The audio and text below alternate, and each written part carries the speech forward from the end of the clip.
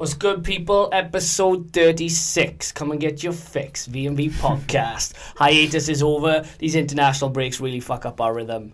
And international football, as you know, we don't rate it at all. If you saw my 1 minute roundup or 2 minute roundup, it may as well have been a 1 minute roundup because literally nothing happened. Yeah. Sterling played very well for England. England did okay. That's about it. That's as far as it goes. I literally have nothing else to contribute to that subject. That's over. it. Yeah, that's it. Yeah. We could literally just round it up in 10 seconds.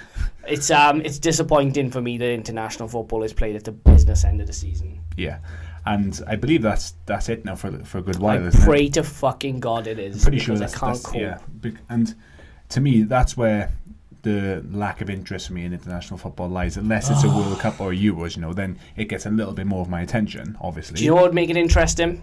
What's that? If you just go, okay, we're going to have the World Cup and the Euros and that's it. No qualifying, no nothing. Lump every single team from Angola to Argentina into a fucking pot. Burkina Faso. Right? I'll just pull them out and say you're all playing each other between May and June.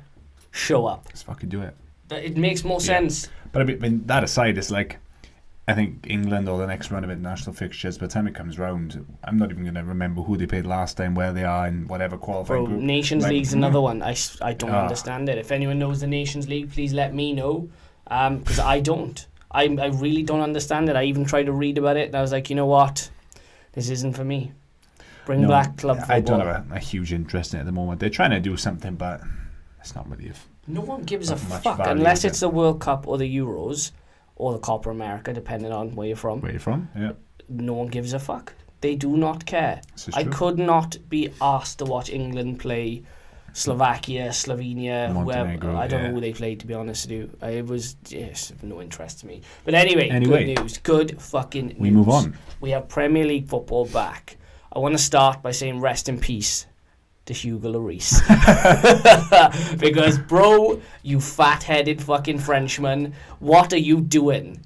What are you doing? Like, for God's sake. I know you're probably going to go on to say a little bit more about him at the moment, and by all Hugo means, right? Tonight. But just to add a little statistic to your ammunition of what you're going to go down hard on Loris for.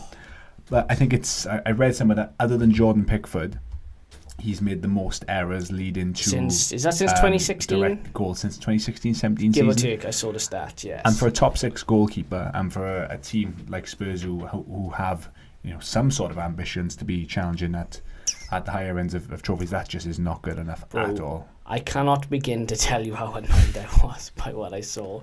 It's like five-a-side stuff, and bear in mind this is a similar Loris who is a World Cup winner, but who is also very... What's the word I'm going to look for? Shaky at the World Cup? Yeah. Because he had that one major error, didn't he? In the final, yeah. Well, the game was already won, so it didn't necessarily matter. But he is a liability. He's a loose cannon, and I don't think he's half as good as people make out to be. Yeah, that's my opinion on it. Make no mistake, right? He has, and he's got his own highlight reel of great saves, right? But then so does every goalkeeper who plays for a decent club. Yeah. And... I can go on YouTube and show you a video of Hugo Loris and make him look like the best keeper in the world. Mm-hmm. But I can do that with Jordan Pickford. I could do that with Simon Mignolet. Pickford's right up there as well.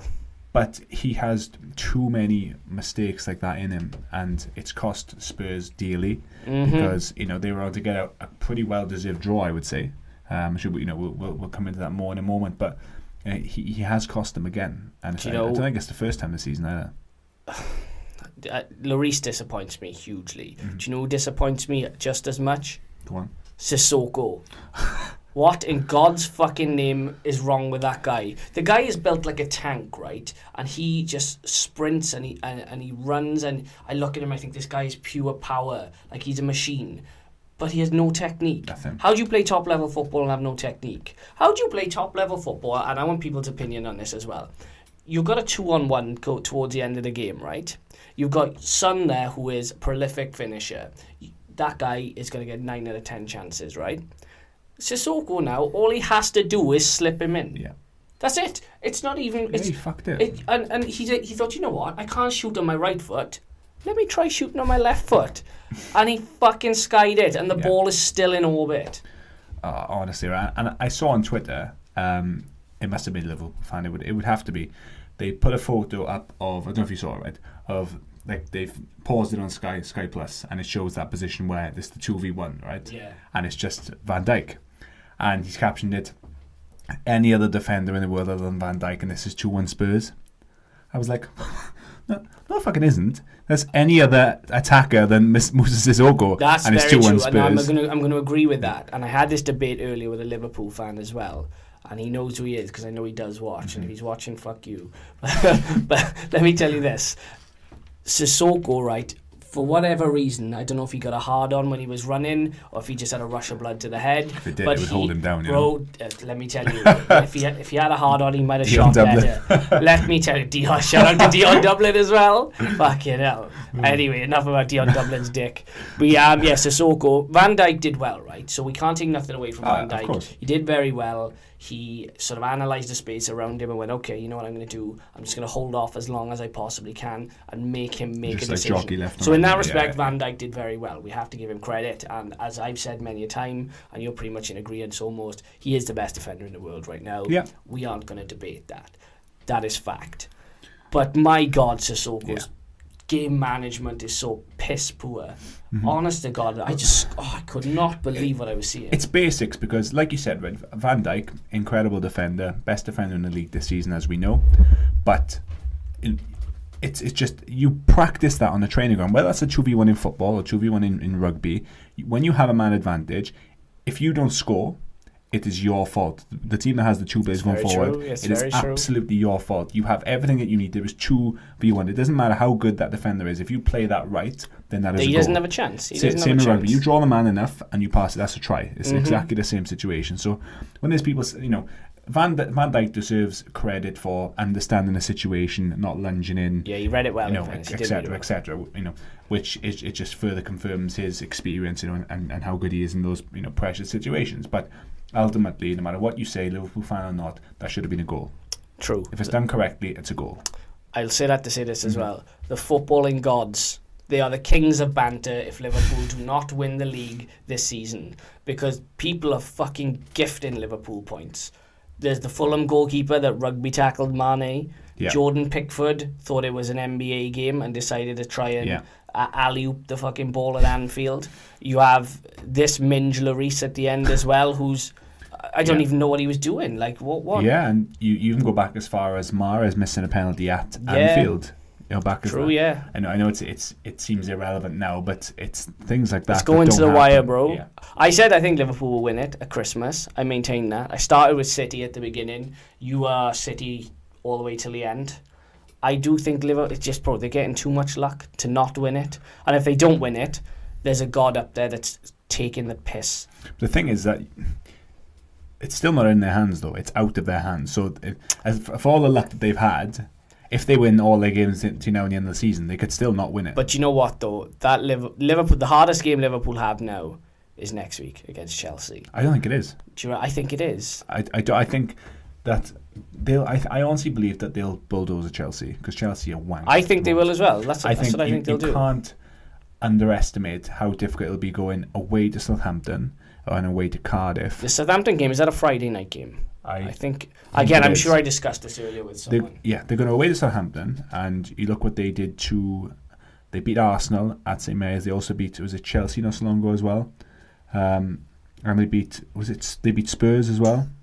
They did, and they were very unlucky against United at Old Trafford as well. They're on a run of form, but I still think Liverpool have too much room. I think the Southampton game, they've also got to play Wolves. Wolves this season will be over by then anyway. So people are looking at City's running. Can't see it because City have got they've got Cardiff next, which you expect 3 points because it's at the Etihad. 100%. And to possibly lift that goal difference even more as well, right? They then go, I think it's away to Palace, which I expect them to do a job there.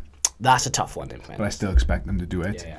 And where it's expected to get hard for City then is they've then got Spurs home, and this is where the element of doubt for me creeps in. I think they'll come through it. I do. I don't know. I'm going to just put out that I think that City win every game to now and the end of the season. It's a bold statement. Solskjaer said Solskjaer said he thinks United need 15 points. City essentially do need to win them all, because I can't see Liverpool slipping up. And if that's the case, the advantage that The advantage that City have as well is I think they play before Liverpool most of those weeks as well. Yeah, they do. Well, there's games. We're recording this Monday night, and there are games on. I think Tuesday and Wednesday this week as well. Yes. Yeah. So we wouldn't necessarily be able to cover those games because, ultimately the logistics of it, they'll have passed. But we'll try and go over it next week. I might be right in thinking next week is FA Cup weekend, is it?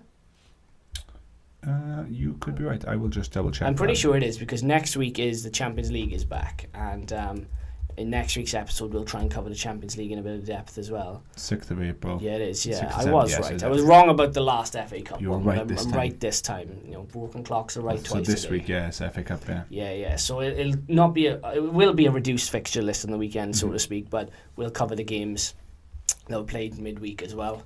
And we'll go over a few bits and pieces, but just going back to it, I still fancy Liverpool, bro. I don't see how they. I mean, they're in it. They've stayed in it. Yet they had that little. The fact they're in it this long tells me that this Liverpool set have credentials. They do have, and they always did. Mm-hmm. You could see that from early on. There's nobody denying that. It's just unfortunate for them that they could finish with 80 odd, maybe 90 something points, Liverpool and still not win the league. Yeah, it's a crazy amount of points when you think about it. You look at when. There's seasons where United won the league where they won it like 78, 80 points. Yeah. Because the teams below them just weren't consistent enough. The level is just so much higher in the Premier League. You look at when Leicester won it, there was nobody really. What was their points total? I think it was like 81. I don't think it was that high, was it? No. I'm sure it was 80, but yeah. It was you had City at 100 last season, so there was nowhere near that. And you look this season, it just Liverpool's. It could come down to the fact that they only didn't win the league because the team that beat them were incredible. Yeah, that's very true.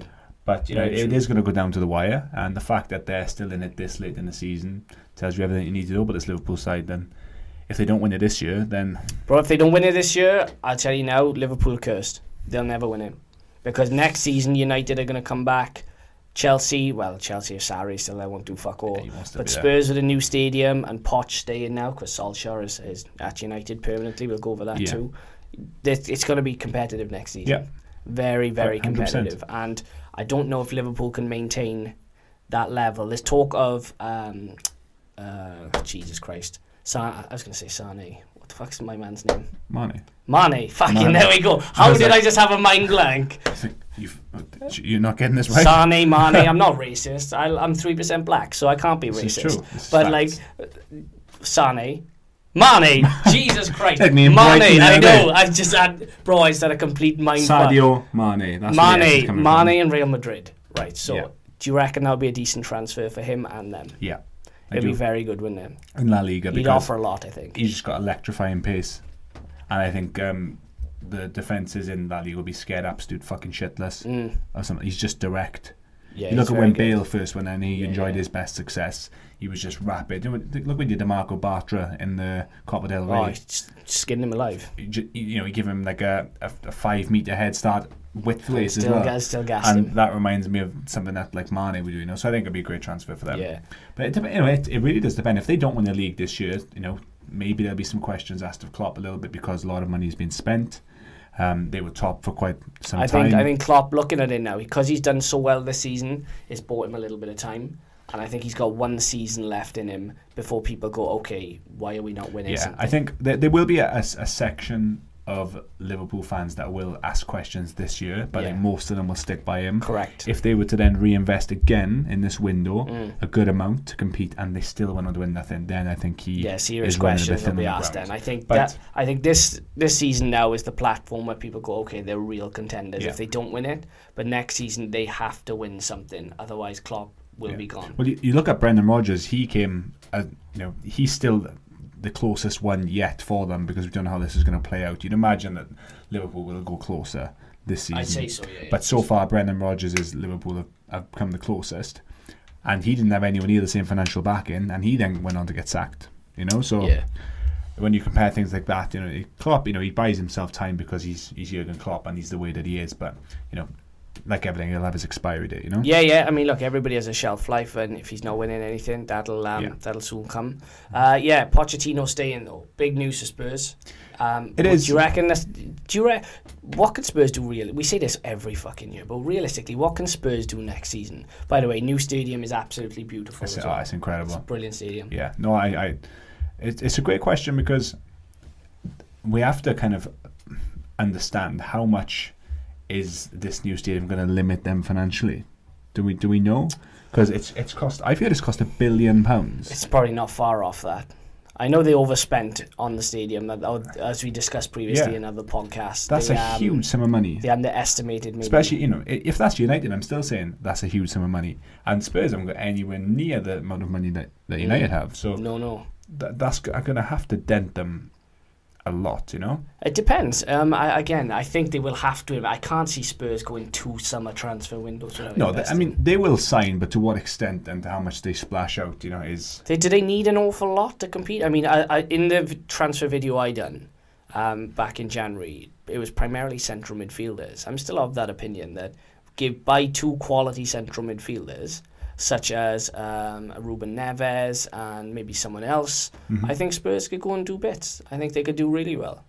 They're 2 or 3 good signings away from mounting a serious title challenge. 100%. I agree totally. Yeah. But Spurs never seem to get that right, even in the Poch.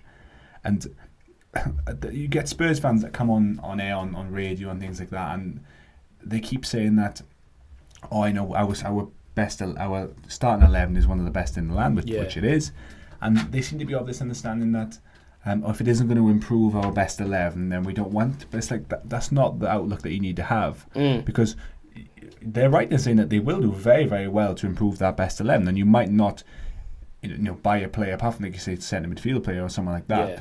But their bench is not. It's not strong enough. It's better. I see weaknesses. I do see deficiencies in that side. I think at right back they could seriously improve. For example, Wan-Bissaka, he'd be a terrific signing for Spurs if he did want to go. As well, he's linked with United heavily now. Who else is there? Ruben Neves, I think, would be an excellent signing. Who else? The lad at Lyon. Jesus, is Loris underrated on Sky Sports? Oh, for fuck's sake, please click off it. I can't even look at it. I've got rid of it. We'll get rid of it. Spurs are very close to doing something special, but they need investment, A, in the right areas, and B, they need the right players. Recruitment is key. Yeah, I don't think we're going to see a title challenge though from Spurs for another 2 to 3 years. Do you reckon? But yeah, I think if they played smart in the transfer window and they get 2 or 3 decent, they could really do damage. Depends how smart though, because when Arsenal had built their new stadium and it was supposed to, they would own the stadium and financially they'd be so much better off. And look how long it took for them to actually settle. And even now, you could argue 1 or 2 signings here and there, like Aubameyang, they splashed out a little bit. But look at how long they've been in that stadium now. Ooh, and they haven't 10 spent, years, give or take. Not far off, and they haven't spent that much, and they haven't really progressed that much either. In fairness, Spurs are a different club, but I see similarities. I see more progress potentially in Spurs than I do than Wenger's Arsenal, because Wenger was so reluctant to let people come out of their comfort zone, and he was just, everything was too nice. Whereas I don't get that impression at Spurs. I don't know, maybe it's just me, maybe I'm different, but I think Spurs, they could do some real damage. That's my take anyway. I'm sure I read some of the day as well that Pochettino said that it still doesn't guarantee his future. He's got nowhere else to go, so he kind of has to sit this one out this season. He'll always have options.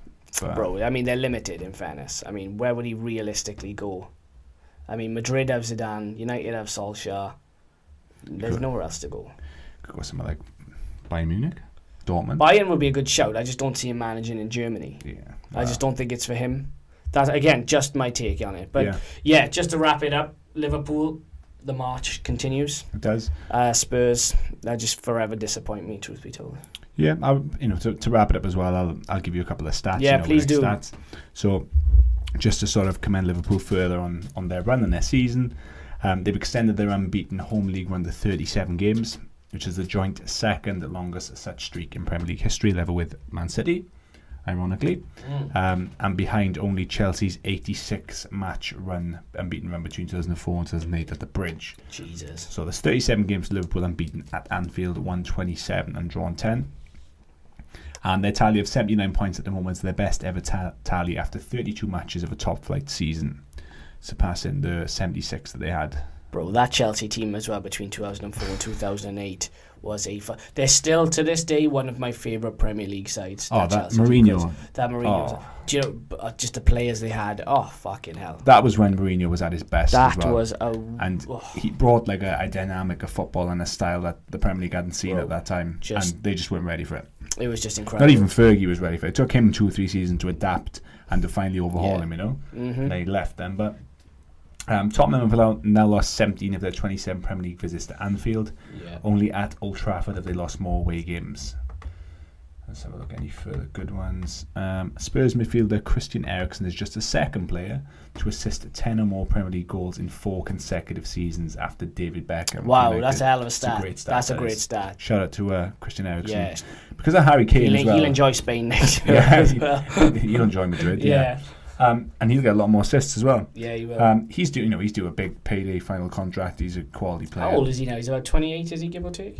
Because I was going to say the next contract for him will probably be it'll probably be the contract that defines his career. It's the time where he can command the most money, and if he gets a 5-year deal, he's set for life anyway. But I mean, realistically, if Eriksen gets a decent contract with someone, he's 27. Yeah, so this will take 5-year deal, take you up to your 32. Yeah. Yeah, he's actually you would say, there's sort of good reason to say that he's in the peak of his career as a midfielder at the moment. A la Aaron Ramsey. Yeah, exactly, and he's actually a brilliant player. And bro, he's a I was going to say marvellous. That's a little middle class. He's fucking great. That's what he is. He's brilliant. He's brilliant. But because of Harry Kane and Son, for how good they are, they often get a lot of the press and the media because Kane scores all the goals. Yeah, Eriksen does go under the radar a lot. Very much so. But then maybe that's good for him because he doesn't have a lot of people talking about him as much. I suppose Ali has that English press where being an English player, he is going to get a bit more limelight, and then Son has just propelled himself into the stratosphere, and he's been incredible. And as you say, Kane is just Kane. He's always going to be there. England captain, MBE, might I add, or OBE. One of them. I don't know. Who gives a shit? No one really cares. But yeah, I mean, Eriksen, bro. I mean, if he really wants to, if he's serious about trophies, I'm telling you, Madrid's a great stat. To be joining only David Beckham and that sort of company for 10 assists in 4 seasons in a row. Shout out to Becks as well, bro. By the way, fuck, that's it. I didn't realize he was. I didn't realize he was on it basically on his own in that respect. Just had that wand of a right foot, didn't he? On that right hand side, he was just free kicks, corners, crosses all the time. Incredible. Yeah. Man. Yeah, I didn't know that. Yeah, crazy. All right, cool. We'll draw a line under that because we've said a fucking awful lot about Spurs and Liverpool, and I don't really want to talk about Hugo Loris anymore. With the next game. Okay, right. VAR. Oh man, it's very rare I feel sorry for Cardiff City, being that I am from Swansea. I don't even know where to start. Like, there's offside, and then there's offside, and then there's way offside. 5 yards, isn't it? And then that's like in the car park in the stadium waiting for the ball to come in. That's fucking unbelievable. I can't. I watched it right, and I was so. I literally had to. I was like, am I living in a parallel universe here? How? I don't get it. I generally. I don't even like Neil Warnock, and I thought, fucking hell, I feel bad for the guy. It's a highlight reel of awful decisions. You don't see a game where they normally get that many wrong. Everyone's allowed one, right? Because human error exists. But Jesus Christ, there was like 4 or 5 of them that VAR would have cleared up instantly. I cannot understand why we didn't have it in this season. Next season, it's going to change the game. There's a lot of it's undeniable now that top clubs, there is a favouritism towards them. None of us can deny this anymore. People go, it evens itself out over the course of a season, and you might not get the rub of the green. Bro, referees bottle it. They do. They bottle it. Definitely. And when VAR comes in, that element of the game is gone. Yeah. It levels the playing field, and bro, top teams are going to drop points. Yeah, and I think I touched on this before, but for those watching, might have heard me say it as well. But I'm looking to, if possible, it might not be as straightforward as I hope it will be, but to look back over the season and kind of review the majority of VAR decisions, or maybe someone like Sky or BBC will do it for me, and we can use the data. Maybe they employ us to do it. Possibly, just throwing it out there. Yeah, just a suggestion. Just a suggestion. But it would be great to see how if they could do, because you can't say for definite what would be given, what wouldn't all the time, because there's still that element of human sort of judgment on it. But it'll be good to see if there can some sort of data could be drawn up as how it would have affected the final standings. Had the clear-cut ones on, looking back. Well, they could predict average goals, which I didn't even know was a fucking thing until the start of this season, and I still don't even like it. So they may as well do something. You only just figured out you could use music on your Instagram story. I did, yeah. Apparently, you can use music on an Instagram story, bro. I swear to God, this is an actual fucking true story, right? And this is how bad I set up a football podcast week in, week out, and I'm technologically, yeah, that's right, just like I'm a fucking caveman, right? Honest to God, right? So I'm in my house right now, and this was a while back. So I was watching, what was I watching? I was watching North London Derby. I was watching on my phone. And one of the boys came round and he's like, "Why are you watching it in silence?" And I was like, "I can't get any silence. I can't get any." I know you're gonna say. Bro, I swear to fucking God, right? He was like, "Why are you watching the game in silence?" And I was like, "Bro, I've been watching football in silence for like 6 months because I couldn't get sound on my phone." And he came up to the phone and he flicked the button on the side and the sound came on. Bro, I looked at him like he just created fire. I swear to fucking God, I did not know you could do that. Thomas Edison. Honest to God, and I fucking set this up and edited every week, and I did not know you could do that, and I didn't know about Instagram music, and it's probably a ton of shit that I don't know about, but I'll just figure life out as I go along. That's what I do, and that's what I do well. As soon as you said I was watching it in silence, I was like, I've seen this before. I watched football in silence for 6 months. Like, I would be there, and people would be looking at me like, "Why are you on your phone for 90 minutes just staring at it?" I'm like, "Because I'm watching a game." And they're like, "Do you not like the sound?" No. And I was like, "I don't know how to get it on." I even Googled that shit multiple times, and I still couldn't work it out. I'm fucking done. I'm done out here, bro. Like, honestly, I'm not even lying to you. I wish I was lying to you right now. It's okay. It's not okay. It's not. It's fucking... I can't believe it. We're going to have self-driving cars soon, and I can't fucking get... Turn my fucking phone off silent. My phone off silent, so... Do you just live with your phone on silent constantly? Is that what it is? You just never think to now I live with it on because I'm scared to turn it off. Just in case it never comes back. I'm terrified. I know, but yeah, that's enough about me. Yeah, that's a tangent there, isn't it? Yeah. That's my shortcomings exposed, but there we go. Going back to our favourite, Neil Warnock. Yeah, Neil. He is the wrong person to piss off, really, isn't he? Bro, do you know he's like... have you ever seen a racist granddad? That's what he is. Honestly, it reminds me of when I was younger and I would accidentally kick the ball over that next door neighbour's garden. That's who always him. wanted to burst it. That's I sat next to this guy called Alan, and he was just a massive cock. And it's just like I would just be afraid to knock his door because he would just like that stare Neil Warnock was giving he's to the officials. Naturally a twat. Like, that was unnecessary, by the way. That's not the way you go about doing things. I was going to ask you, do you think he should receive some type of reprimand for it? I think he should receive a warning. I don't think he should receive anything, in fairness. Given I think just a soft reminder, though, that's all. All right, okay, a gentle reminder. And again, let us know your opinion, people, on it. I don't mean, like, any financial sort of implication or any, like, touch about nothing like that, because you can, to a certain degree, you can appreciate why he was so pissed off. I'd be vexed. But I would be very vexed. There's a way, as a football manager and an adult, that you conduct yourself and don't conduct yourself. And the way that he stood on that halfway line, it was a standoff, like a serial killer. Yeah, it was a standoff. Just eyes beating through them. He looked straight through them. He saw straight into their soul. Bro, and I was like, that's a bit much, Yeah, I kind of felt bad for him, though, bro. Still, 100%. I don't like him, and I never have done, and I never will. And as you said, he's just like the racist uncle in the family, and but look, I can't not shy away from the fact that he was completely mugged off. You can just tell he's the type that doesn't let his kids beat him in anything. Oh, bro, look. I never did. Honest to God, no, you Connect 4. I wouldn't want to compete against him in anything because he would complain like fuck after he lost, regardless of circumstances. But he has a very valid point. On this occasion, he does. On this occasion, you look at what should have been a red card for Rudiger. I was kind of 50-50 on that. I mean, okay, yeah, one ref would give it, another wouldn't, right? Okay, fair enough. There's definitely 2 penalties that should have gone. Agreed. Offside is more offside than any offside I've seen in a long time, and it just I don't know. It's hard for me to explain. It's such a bad day at the office, and to make it matters worse as well, Cardiff actually put in a very good performance. Victor I didn't think they'd be as good as they were, Mike. No, I didn't. But at home with Cardiff, you've always got to be on your guard because... Can I point out as well, you said home with Cardiff, and this is what really disappointed me. Not just... it's hard to explain. I'm not a Cardiff fan, but I want Welsh football at the same time to thrive. because it's important for our country, right? The amount of empty seats at that game, bro, honest to God, it was fucking empty in parts of that stadium, and to me that was unacceptable because it's a big fixture. You're fighting relegation. You need the city behind the club. Yeah, it isn't good enough. That's poor from Cardiff fans. It almost stinks to me of like their fans have the attitude that they're already relegated and it's too late. I know. Was it Mother's Day the day it was played? It was when it was Sunday, yes, so it was Mother's Day. Yeah. So in that respect, okay, you could say to some people, a lot of young kids would be going out to do something different, but not to that extent. No. I mean, there was a whole lot of empty seats, and you are right in what you're saying. Maybe some people are going, oh, well, maybe they are down. What's the point in going? But it's a decent fixture. Do you mean they might, if they go down, they might not get against the top Premier League side. Yeah, they might not get Premier League football for another 10 years. So you watch them play against fucking Barnsley and Millwall, you know? Burton and Cardiff isn't the same as Chelsea and Cardiff. No, not at all.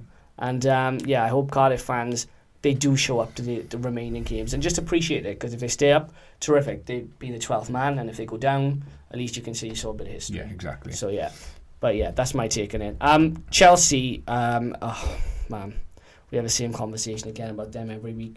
Hudson-odoi, right?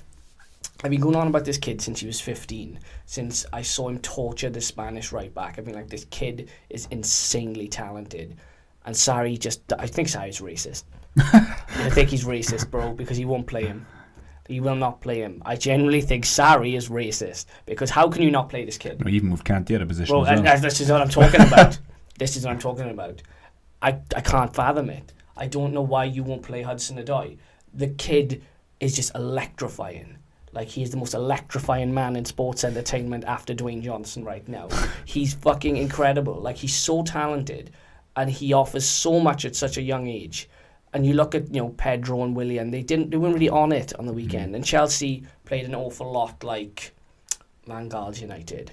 Pass, sideways pass, backward pass. No buzzword in football that I tend not to use. Penetration. Impetus. Yeah, there was nothing like that. And Hudson-odoi would have come on and give them a lot. Yeah. But he doesn't. And bro, he didn't even get off the bench. No, I know.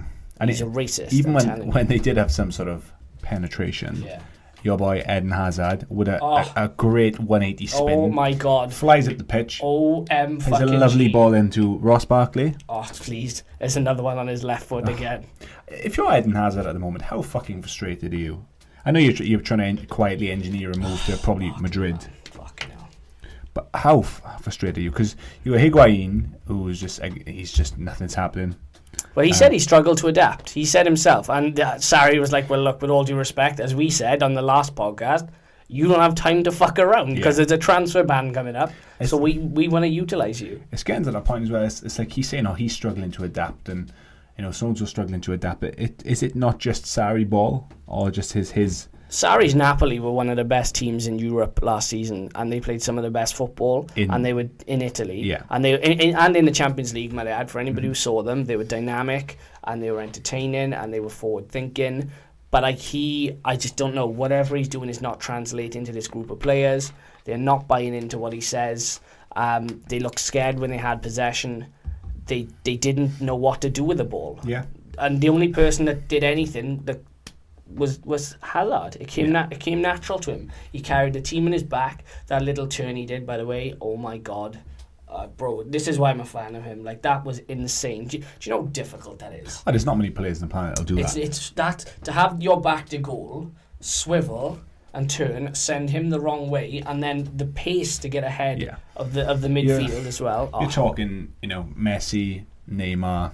Incredible, bro. That kind of... There's only like 4 or 5 players. As you said, Ross Barkley's finished then. Just not talk about that. Yeah. Chelsea, honestly, right, they're starting to become a side, like almost like a Huddersfield I'm just bored of talking about, in a way. It's the same shit every day, bro. Because there's just nothing changing, and it, come Monday or Sunday, every time after I watch them play, I'm just like, it just frustrates me talking about them. I know.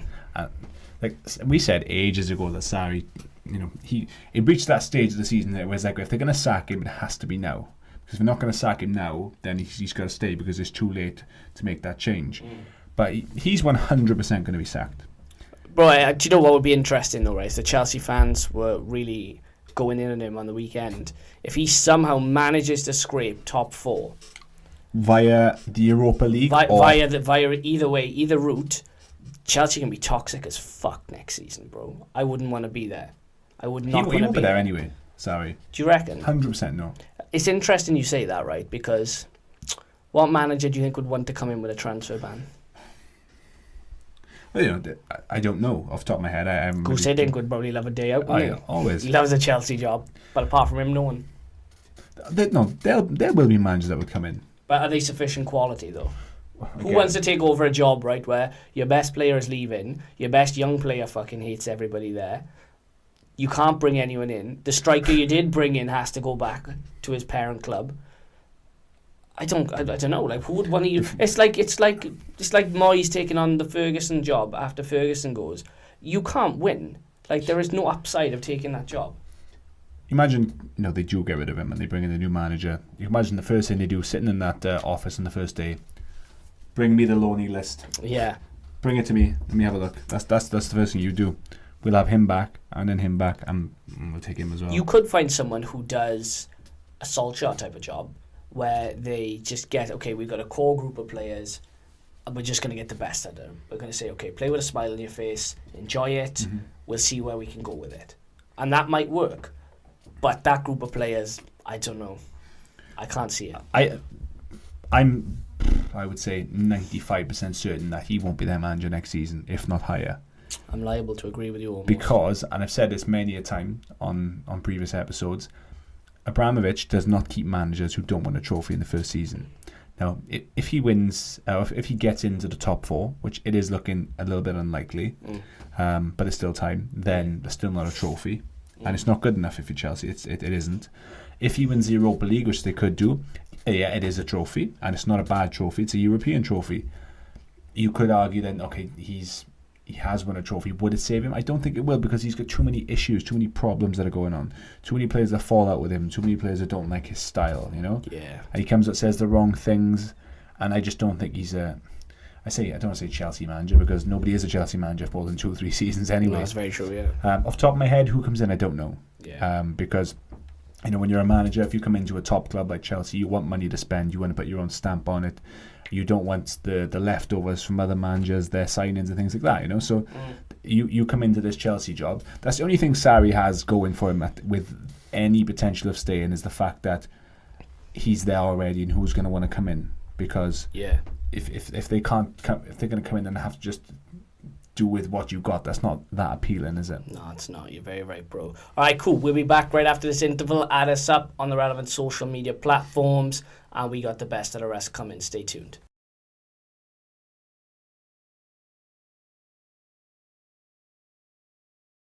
All right, boom, we're back. Episode 36. Part 2 or Part B, depending on what you want to call it. We were just looking at some Chelsea stats. There's some pretty good ones. We won't go over them, but if you want to go research your own, feel free to do so. There are a few belters in there. We're going to move into United.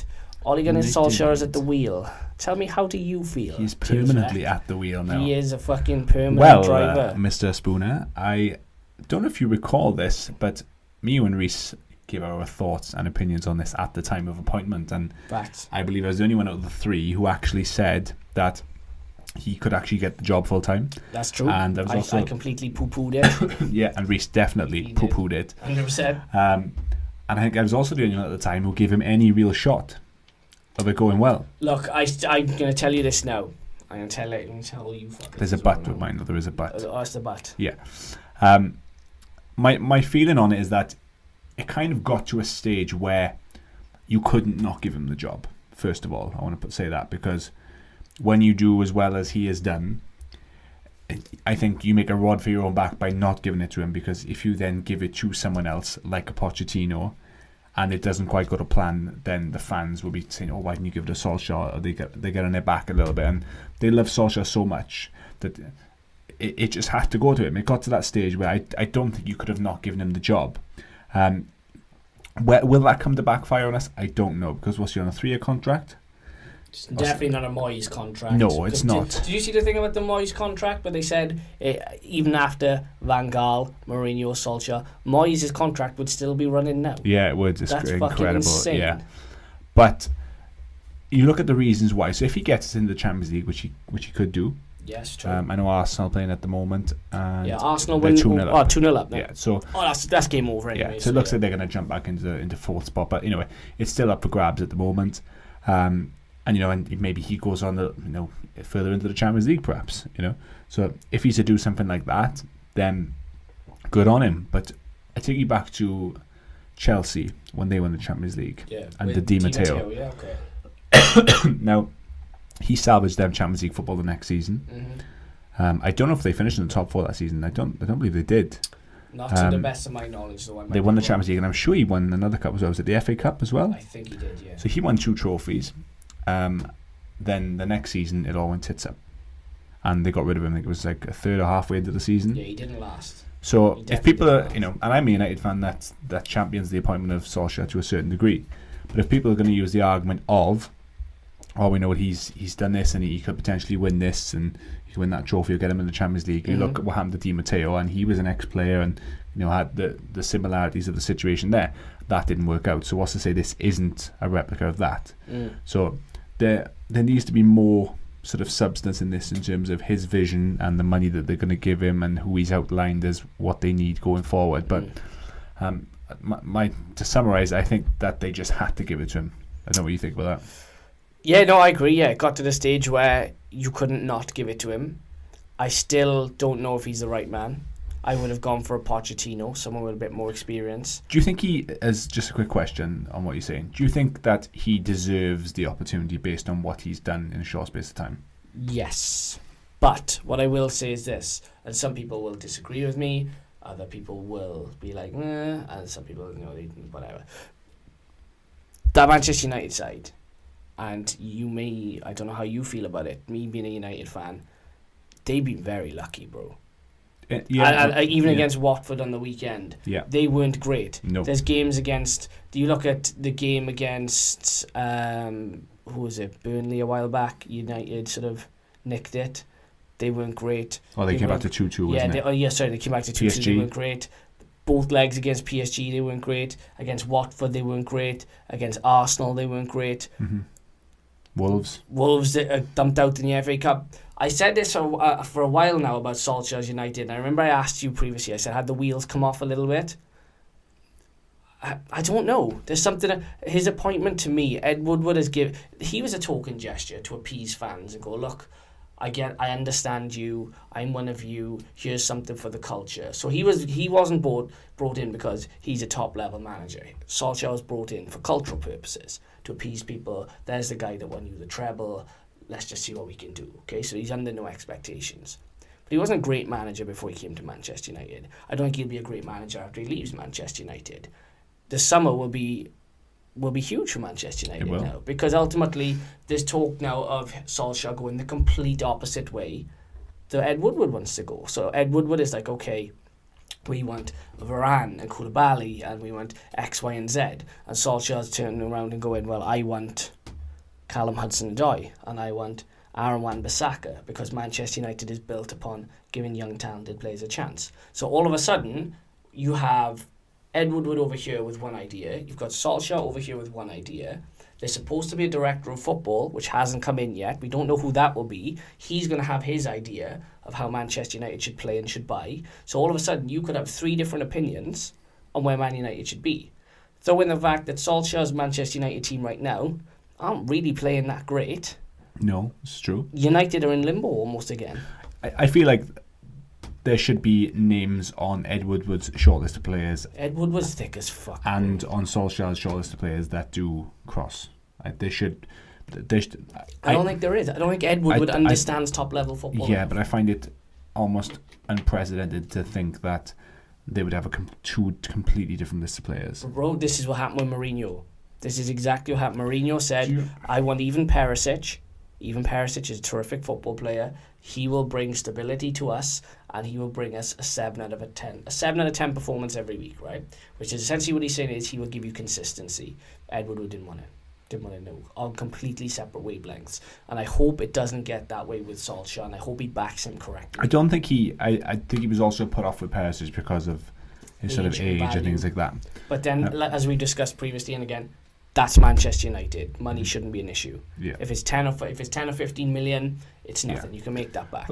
I do kind of believe, though, that some of the results that Solskjaer's got and United might not have happened in the Mourinho or They Van wouldn't Gaal. have, 100%. So, and I think that certain things have been papered over the cracks, because when United went on that unbelievable run, obviously I don't want to say that the wheels haven't totally come off, because they're still in a good position. They're still in the last, they're in quarterfinals of Champions League, so they're still in pretty decent standing. But when I think it was 9 wins in the spin. It was something like that. They beat Spurs, they beat Arsenal. They seemed like nobody could turn them over.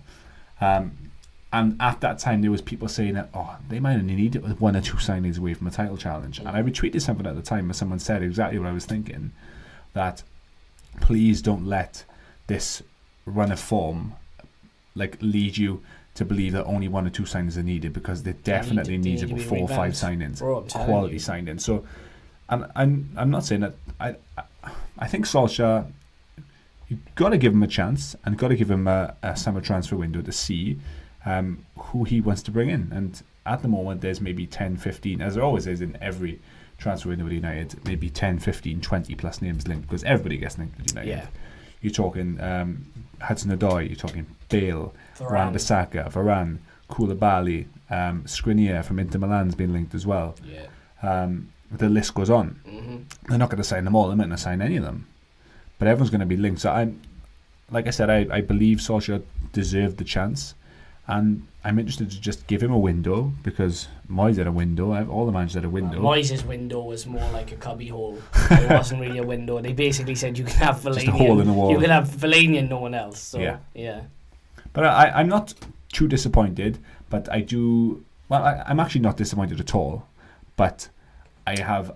In the back of my mind, there's a small element of concern of what this is going to mean long term. Do you want my honest truth? I'm disappointed. Yeah. I wanted Pochettino. I know what Pochettino would bring to that United team. There's still a chance, right, that if Solskjaer fucks up over the course of a season, United will go, okay, now we have to get him, right? But Solskjaer's appointment was a fluke. A lot of United's big results this season have been a bit of a fluke. I mean, you look at the game away against Juventus, where they won. They kind of fucking fluked it. That was Mourinho, though, wasn't it? That was Mourinho, but this is what I mean. United, the character in the squad, when it comes down to the crunch, they've pissed it away. I mean, you look at the game against Wolves in the FA Cup, completely pissed it away. They went missing. The big games, okay, the PSG one is one for the ages. We have to hold our hands up and say, they fucking fluked it, bro. They really did. Yeah. They fluked it. The game against Juventus, right? Yeah, it was terrific for us as fans. They fucking fluked it. Like, that squad is in dire need of reconstruction almost. I mean, there's talk of Pogba now. Pogba's on about, I want to potentially play for Madrid. It wasn't the smartest thing for him to say during an international break. If anything, he could have just avoided the question.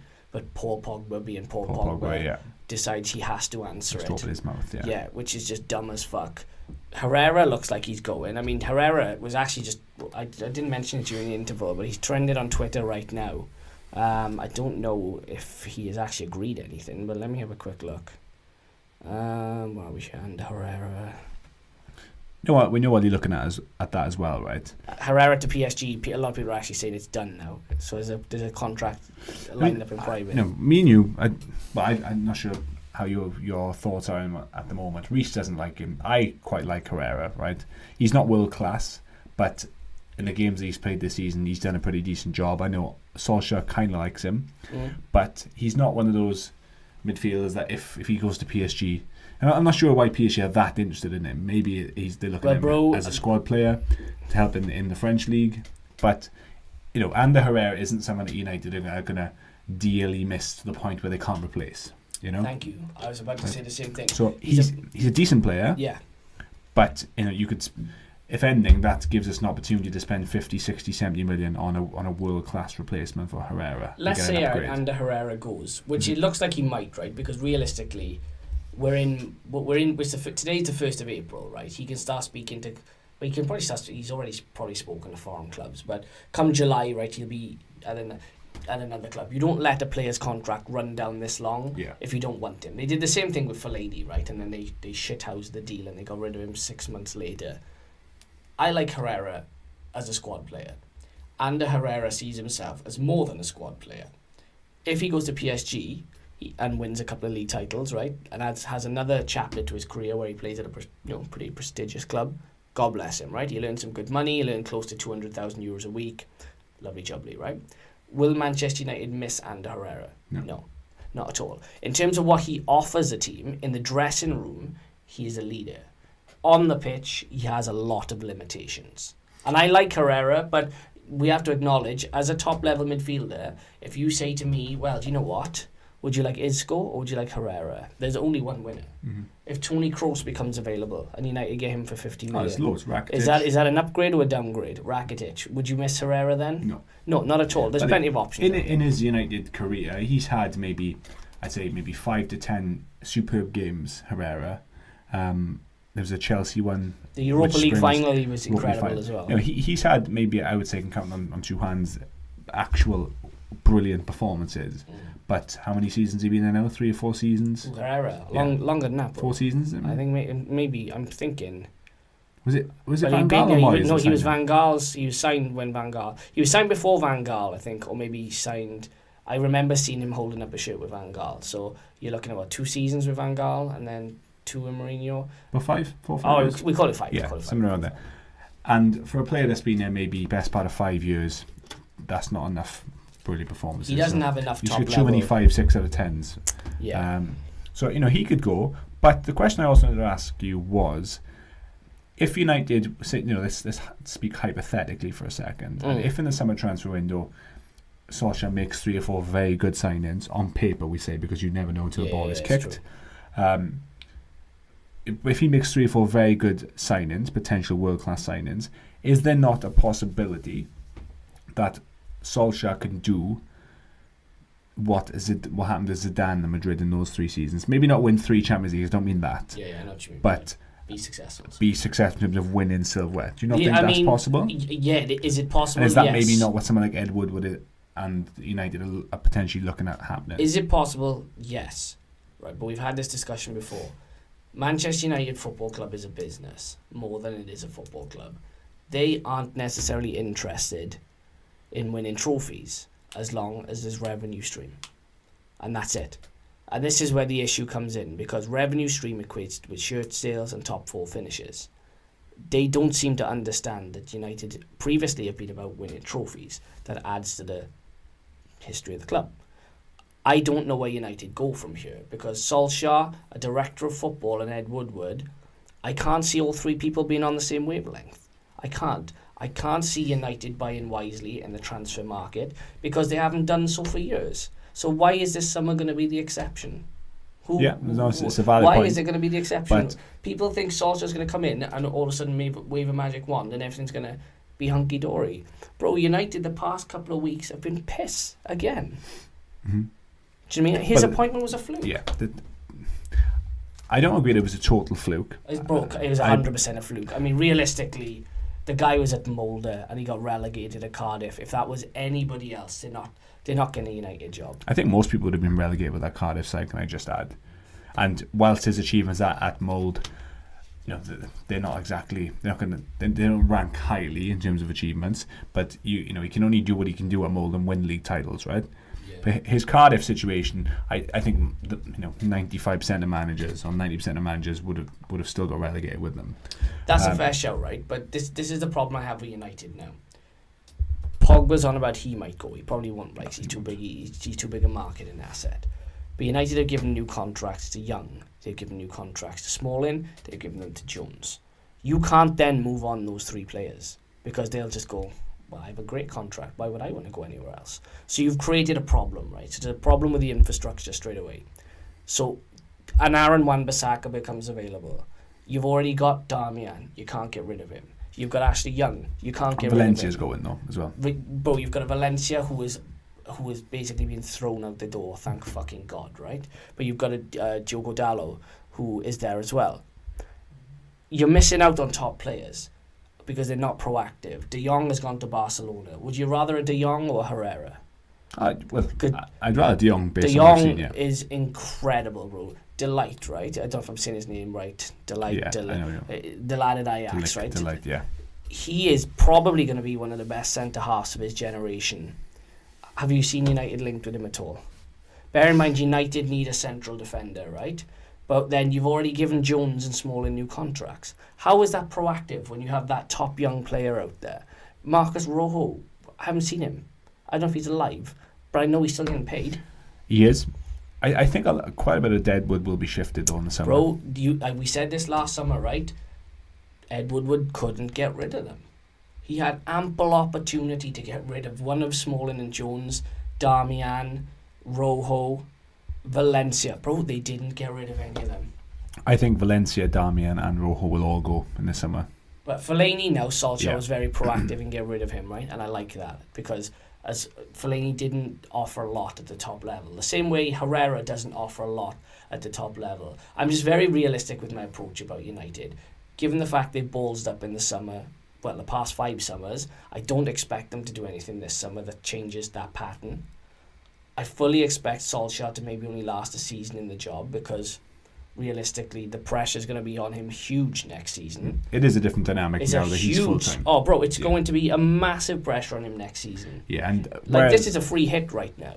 But come next season, come August, the fans are going to go, okay, right. What can you do? What can you do? Yeah. And the thing is at the moment as well that when he gets big results, he gets all the plaudits as the caretaker manager. And when it doesn't go to plan, it's not his squad, it's not his team. So I totally get that. But now that he's firmly at the wheel, then they're going to be coming at him from a different angle now, which I appreciate. But it's one of these ones that, again, we have seen similar situations before, but time will tell. Could it be different? Yes, it could, but we have to wait and see. I don't see anything different, bro. We have to wait and see. Lie. But yeah, I mean, in terms of the transfer targets, Hudson-odoi, I would absolutely love Hudson-odoi at United. Wan-Bissaka. Not for me. Really? I don't think he's what we need. I think we've got enough young talent on the wing. Who would you take? Who would be your person to go in there? You're gonna say Bale, aren't you? No, I wasn't gonna say. But I like Rashford. I like Martial. I like Lingard in those sort of pockets. I don't think we need to strengthen as much there as you do in other No, areas. you're right. But ultimately, United needs some type of right wing. If United signed Hudson-odoi, I wouldn't be disappointed. But I'd be like, it's not really a priority. No, it's not. It's absolutely not a priority. How much is he going to cost? 50, 60 million? But then there's holes all over that squad, mind. There is. There's holes. You look at, bear in mind now, United, let's say Herrera goes. That's Herrera and Fellaini gone, right? So you have to replace 2 midfielders. Yeah, so we get 2 midfielders. You need 1 centre-half minimum. You need a right back. Yeah. That's 4. I would say I'd probably say you need 1 more attacker because Juan Mata's contract is coming up to an end as well. So that's 5. But I wouldn't necessarily go for an out-and-out winger. I think I would. As such. I think I would. I think I would have someone in there who can offer a little different dynamic. Well, if I would, it wouldn't be Hudson-odoi because it's not. I understand the whole youth side and we sign young talent, but when United have signed lots of young talent before the United way, they're in a far stronger position as a squad. You need to have more of a balance. I get what you're saying. Than what they are now, and they're at the crossroads, the same crossroads that they've been at for maybe 4 or 5 seasons now, where they need to make the right signings, and I don't think a 19-year-old, is he 18, 19, Hudson-odoi? I think he's 18. Would be the right move. A name doesn't quite come to mind. I've said about Bale, but I'm not too sure on that one either. But this is it. I mean, you say, right, obviously you got your opinion now of, okay, I don't think United should do this because the profile doesn't necessarily blend in with what they need. But that's the profile Solskjaer wants. I just think proven quality. You look at, like, Varane. I mean, look, this is the issue we're going to encounter because Varane now, again, he's a wonderful defender, right? But Varane is incredibly injury prone.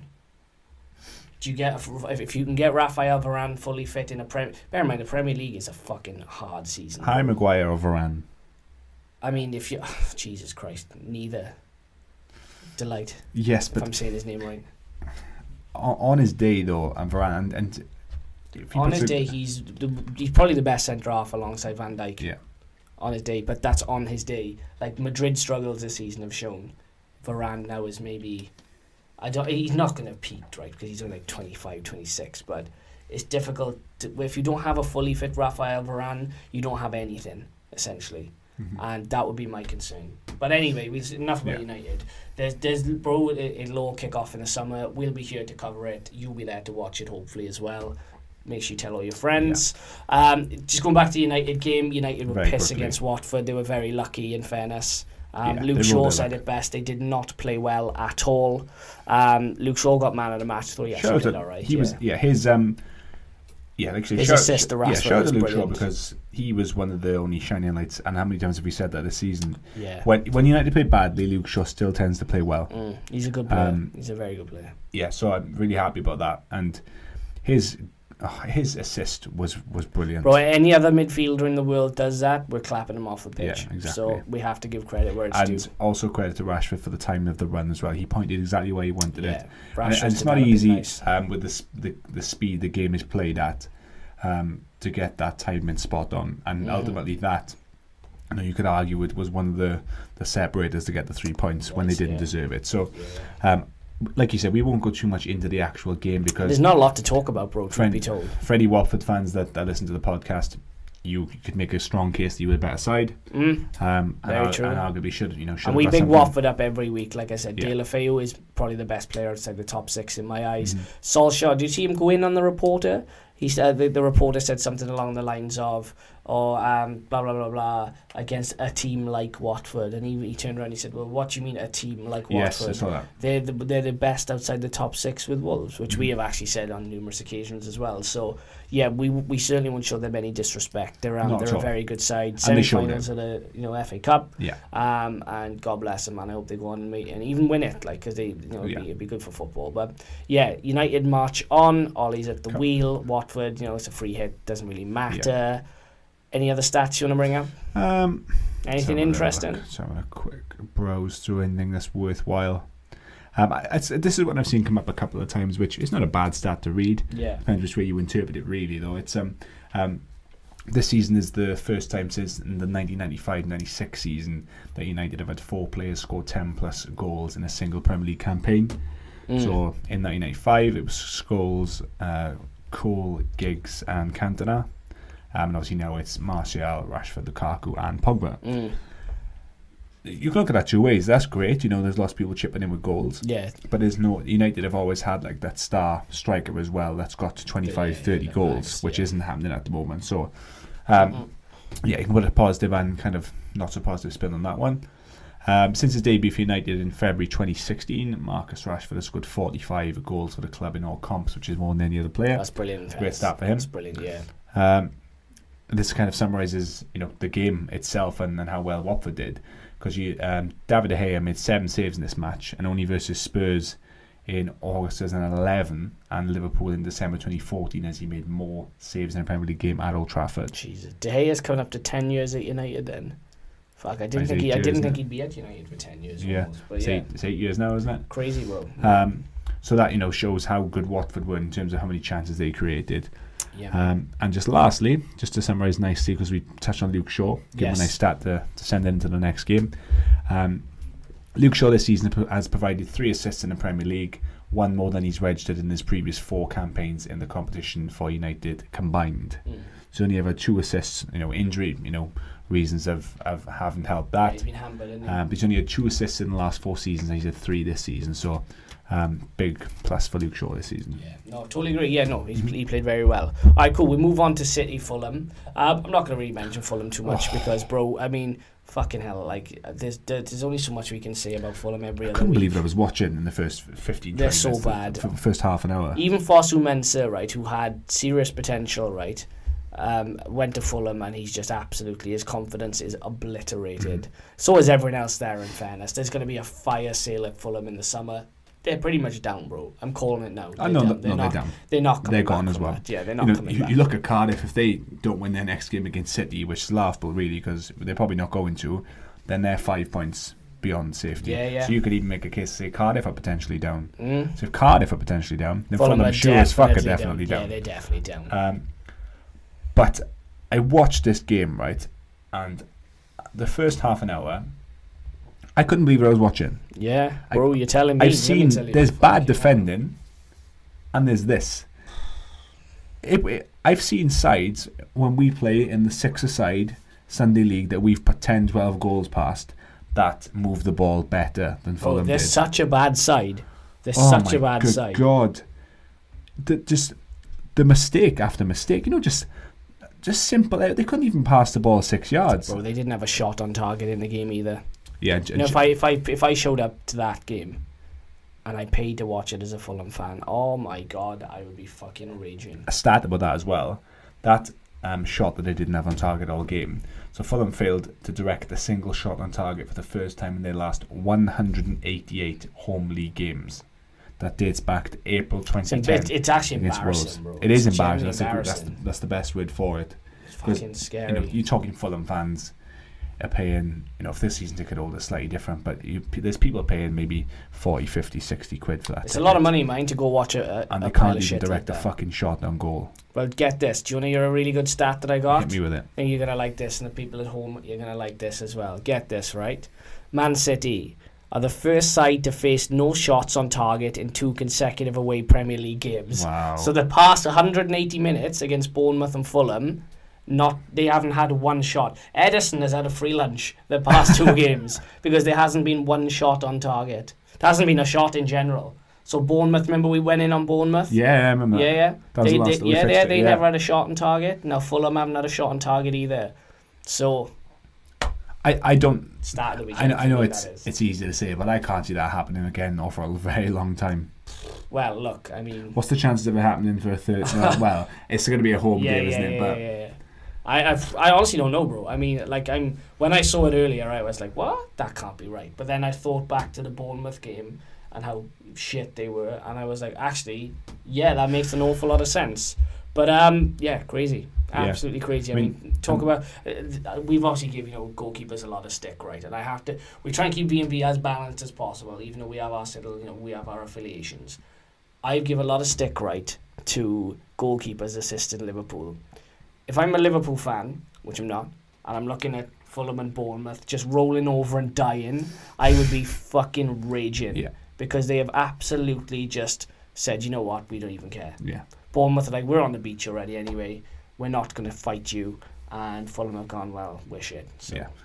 I mean, we'll give a very marginal amount of credit to City because you have to sort of say at the You can only beat what's in front of you. Yeah, that's fine. Because for as bad as Fulham are and were, you've got to still also give credit to how good City's quality is. Yeah. And because of how good they are, they force errors as well. So yes, Fulham made stupid errors, but some of those errors are forced by the high press and things like that as well, right? Yeah. So I'm not going to give City too much credit myself, but you look at Aguero's goals, very well taken. He's scored 8 goals in his last 5 starts against Fulham. It's 5 goals, 3 assists, also involved in 8 goals. I wanted to get your take on something though. Jamie Redknapp made quite a bold statement. I would just read it to you. Oh, Christ, here we go now. Now, I do and I don't like Jamie Redknapp. Should he get back with Louise? I think he should, because I think statements like this mean he's lonely. I think he's lonely. Yeah. I genuinely think Jamie Redknapp needs a good woman in his life, because ultimately he's just bored. He's just saying stuff to say it. But continue. Yeah. So speaking after the game, Jamie Redknapp said that he feels City are already the best Premier League side he's ever seen. It's immortality for the players, really, if they can do the quadruple. I already feel this is the best Premier League side I've ever seen, and the levels they're attaining right now are absolutely incredible. This was a game where he could have rested Aguero, De Bruyne, your Silvas, but he didn't want to take that chance. That is the Premier League. It's all there for them. There's no reason why they can't win all 4. And do you know what, Jamie? I agree with certain parts of that. To a degree, to a degree. There is absolutely no reason why they can't win all 4. And they could have rested some of the players, and they didn't. But the best Premier League side that he's ever seen. Now, I will give them that title if they win minimum a treble. I will put them alongside the United treble winning side. And also, I think they at least have to win a They have to win a Champions League. You can't be considered You can't be considered an elite side of all time, if you've never won a Champions League. Yeah. That's the end of the discussion. What I will say though is he has said the best Premier League side he's ever seen. So even if we close it off there slightly, take the Champions League out, they still need to win maybe 3 or 4. When you say the best Premier League side ever, right? That Manchester United side won a treble, which means they were deep into the Champions League, deep into the FA Cup against, remember the Arsenal game, Giggs scoring? They were serious games, and they still went on and won the Premier League. Yeah, that's true. And I suppose, well, if you're going to be called the best Premier League side ever, then you also have to do bits on the European scene. You do. You have to. Like you have to. Don't get me wrong, right? If they win the league, are they one of the best Premier League sides? Yes, they've climbed the mountain the second time. They're up there. We have to put them in the debate. But to be the best, I mean, you have to put some respect on some other people's names. There's other teams out there that have won Champions Leagues, 100%. And that City team don't.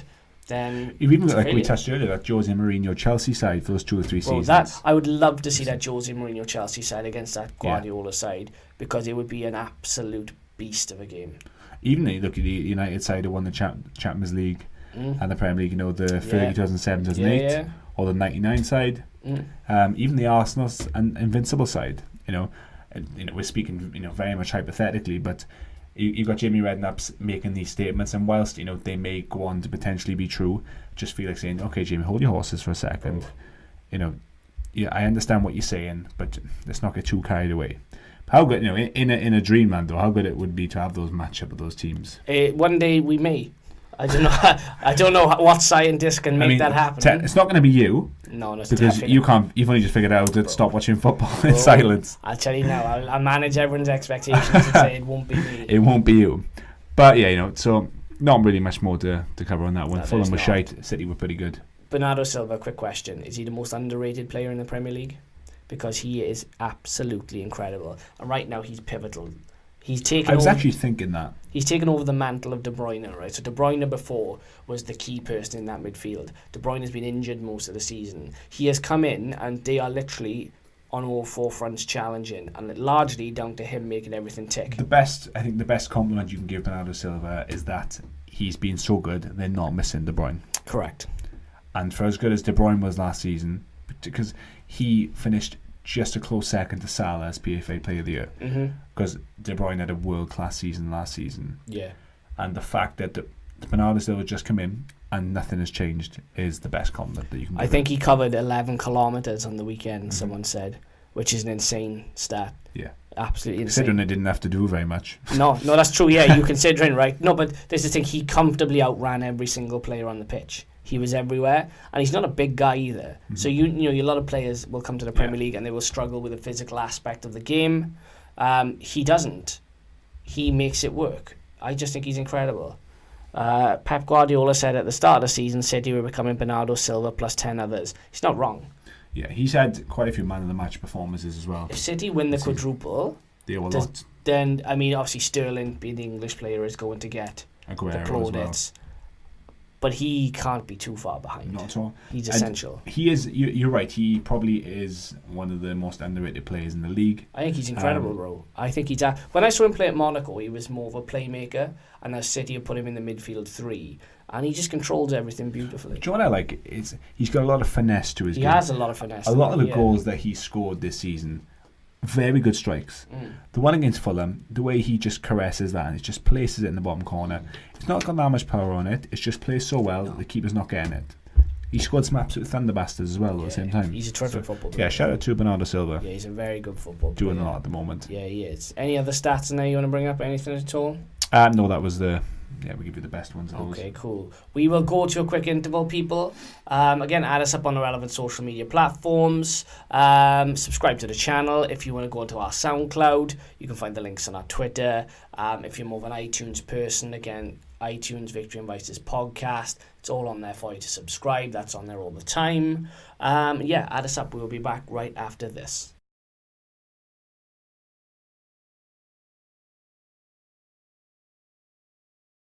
Boom, we're back. All right. Shall we go into... who would you like to go into? We'll go to King Power, shall we? King Power. Leicester, yeah? Leicester and Bournemouth. Seth Rogen. Yeah. Shout out to Seth Rogen. Yeah, man. Fucking Bournemouth. Bournemouth have been a little underwhelming.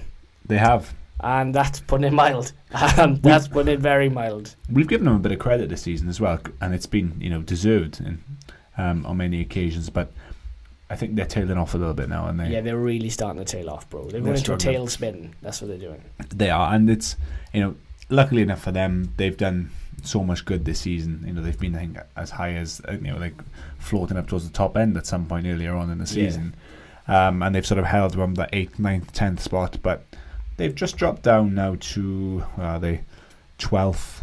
It's still not a bad position. No, not right? at all. But I think they finished like 9th or 10th last But season. I was realistically thinking they could be pushing for that sort of 7th spot. Yeah.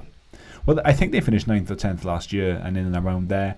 And where they were at one point, you're thinking progress. But if they kind of finish where they are now, or even drop a little, 1 or 2 more spots, then is it progress for as well as they've played in a lot of parts? Probably not. No, I don't think it is. I think given the potential they have, and they have some very good players, as we pointed out, especially going forward. Yeah, they should be doing an awful lot more in my eyes.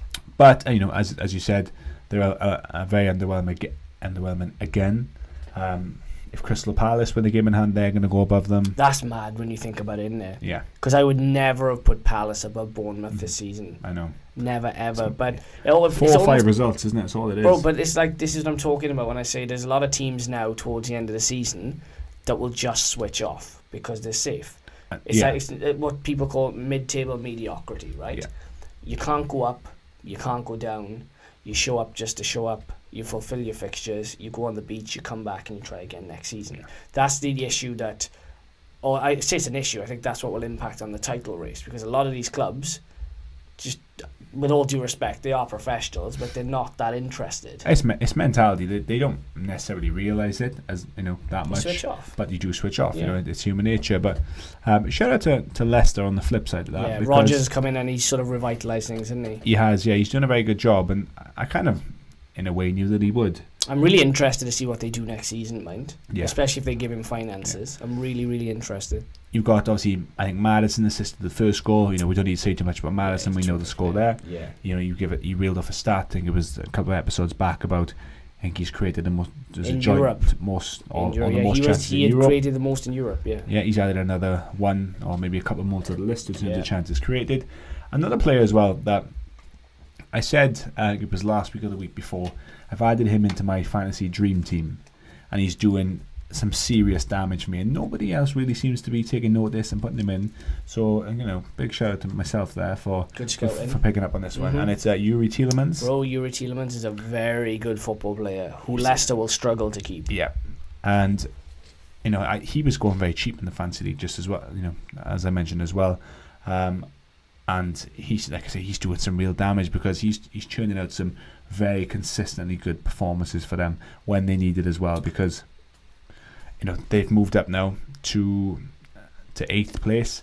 They could potentially overtake Wolves, and they could actually go on to be the best of the rest while playing good football. Well, do you know that it's interesting, right? There's 2 players, right, that I've been keeping an eye on over the past few weeks, and they're both young Belgian players, and it's Den Donker at Wolves and Yuri Tielemans at Leicester, and they're both very solid Premier League players, and their sort of careers are still in its infancy. They're only young lads, and you look at them and you think, wow, you could really go on to be very good players. Belgium have a habit of producing top players. I don't know what's in the water in Belgium or in the beer. I don't know what they drink over there, but Tielemans and Den Donker are very good football players. And again, we talked about Wolves and what they would do next season. I mean, Den Donker I don't think would leave, but he'd be well within his rights to go, you know what, I am comfortable at this level.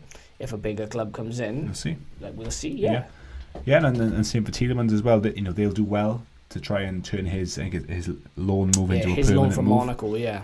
Is he with Bayern Munich? That he's Monaco. Yeah, Monaco. Sorry.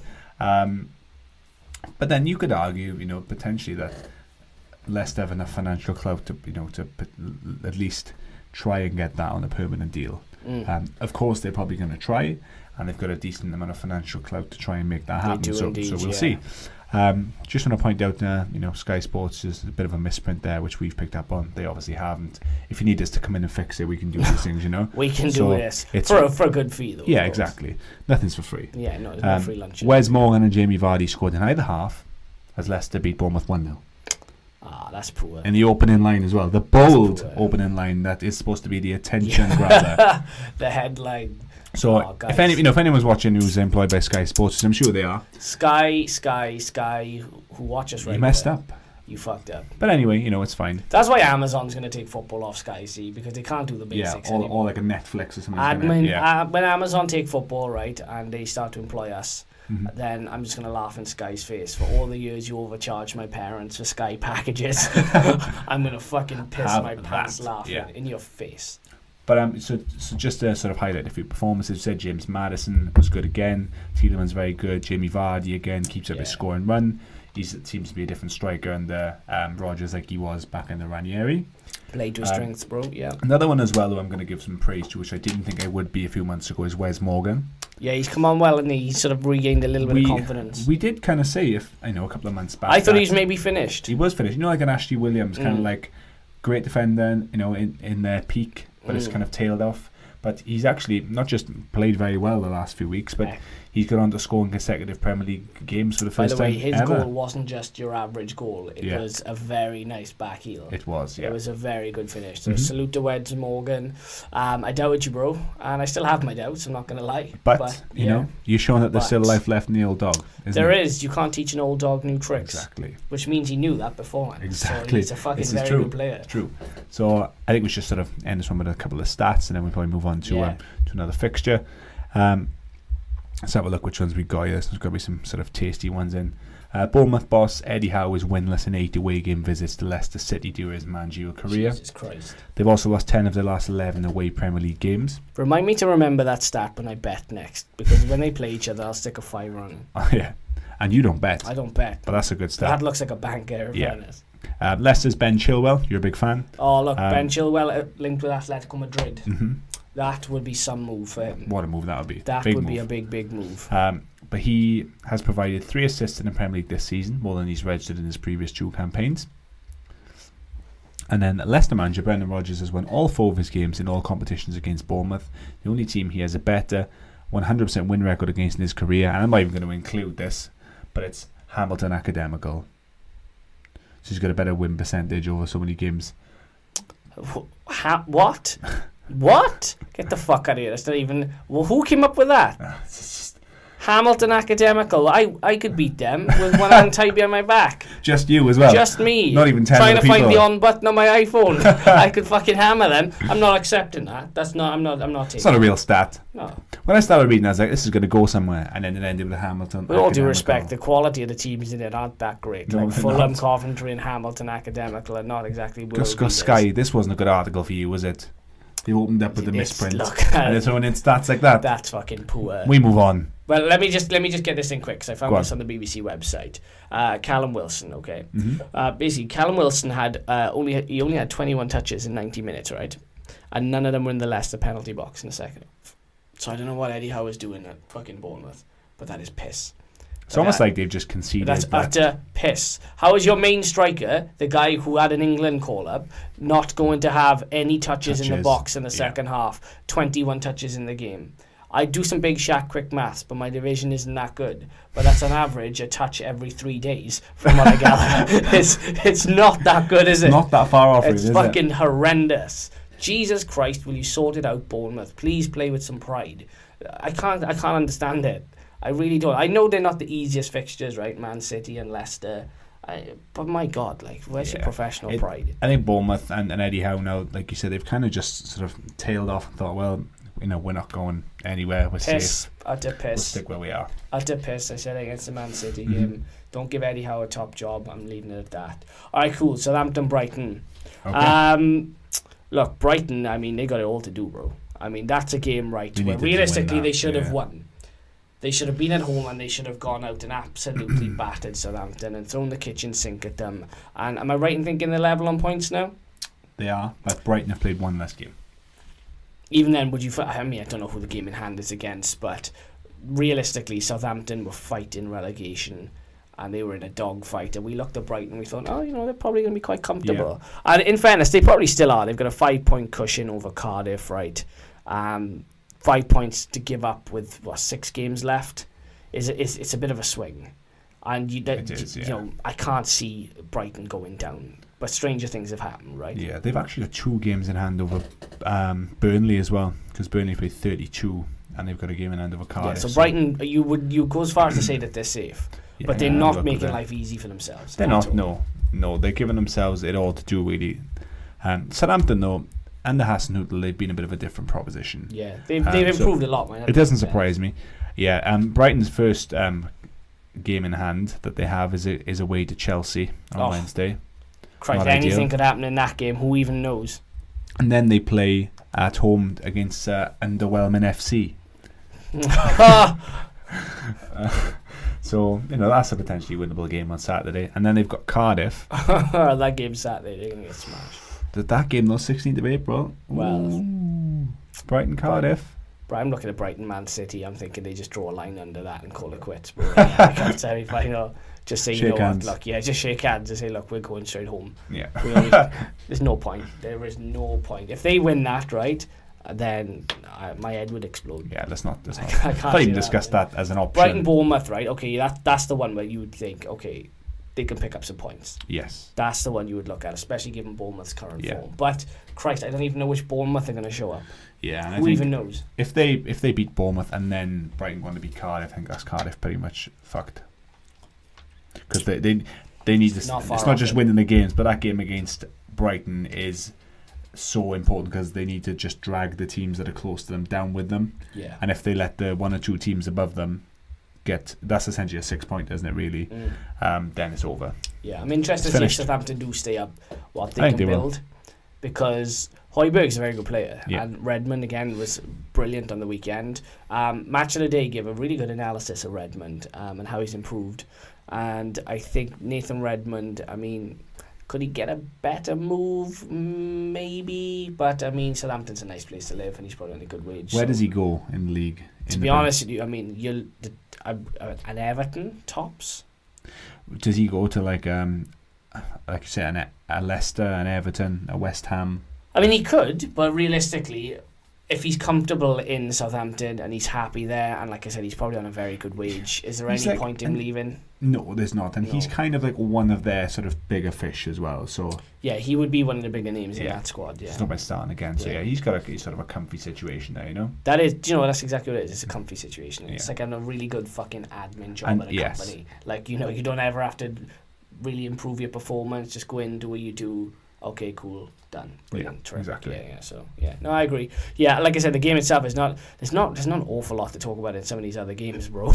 Like, it's really difficult for us to dress this up. And I'm reading them and going, next. There's nothing there other than Højbjerg is a very good football player. That's pretty much my analysis of the whole game. Sorry, Southampton fans. I'm not sorry, Brighton fans either, because look, you didn't show up, you lost. And Southampton fans, I don't think you really care because you got 3 important points, and that's all that matters at the end of the day. Brighton fans, though, I mean, you mustered 15 shots without scoring in the game. Only twice before in the Premier League have they attempted more shots without scoring, and that's could be worse. You could be Bournemouth. And one of those this season. Yeah, you could be Bournemouth. They had 21 shots against Watford in February. They didn't score. Fuck it hell, bro. Honest to God. But yeah. Anyway, should we move on? We shall. Cool. All right, Burnley Wolves. Oh yes. Talk to me. I know there's one particular lad in that Burnley team you're a massive fan of. I am. And I'm actually starting now. I'm more hip to him, shall I say? Because you put me on to him. I didn't know an awful lot about him, and he's making a big name for himself, Mr. McNeil. Dwight McNeil. Dwight. Enter Dwight McNeil. I don't know too many white guys called Dwight.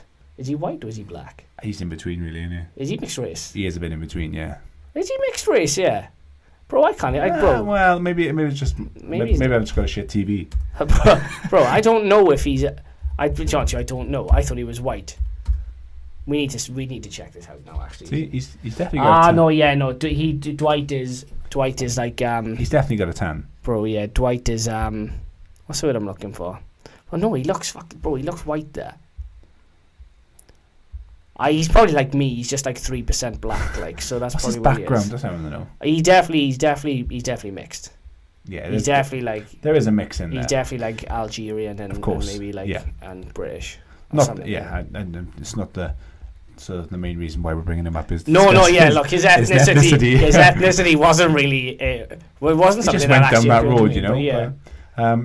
So I just want to give him a shout out to him. I have done it a couple of times in the past, but I brought him to your attention and your attention. He's a good player, yeah. Very good player. A good few months back, and I asked the question as to why, because Burnley were going through such a tough period at the time earlier on in the season. Yeah. I asked as to why someone this good, because I checked as well, and it wasn't because he was like injured or anything.